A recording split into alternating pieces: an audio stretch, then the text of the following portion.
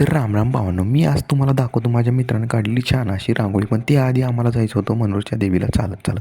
मग मी आणि माझा मित्र चंगू सकाळी लवकर उठलो, आंघोळ्या बिंगोळ्या केल्या आणि निघलो तर आपलं चालत चालत देवीकडं. तर हे दोघंजण जाऊ लागले, त्यांना एकदा बाईक केला आणि आम्ही निघलो पुढं. पण भावानं तुम्ही फॉलो करत नाही, लाईक करत नाही का बरं? ते पण करत जा. ही आहे आमच्या मनोरच्या देवीची कमान. मग आम्ही कमानीतून पुढे निघलो. पुढं झाला होता जरासा चिखल. मग आम्ही थोडं साईडने गेलो. तर माझ्या मित्राला जरा जास्तच घाई होती दर्शनाची. म्हणलं घे बाबा तू आधी दर्शन.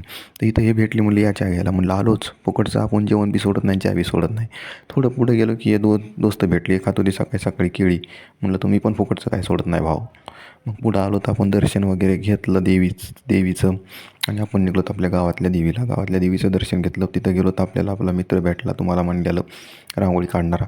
त्याने ही रांगोळी काढलेली बरं पूर्ण. तो शाळेत असल्यापासूनच खूप हुशार आहे रांगोळ्या वगैरे काढण्यामध्ये, चित्र वगैरे काढण्यामध्ये. मी तर सगळे माझे कामं त्याच्याकडूनच करून घ्यायचं.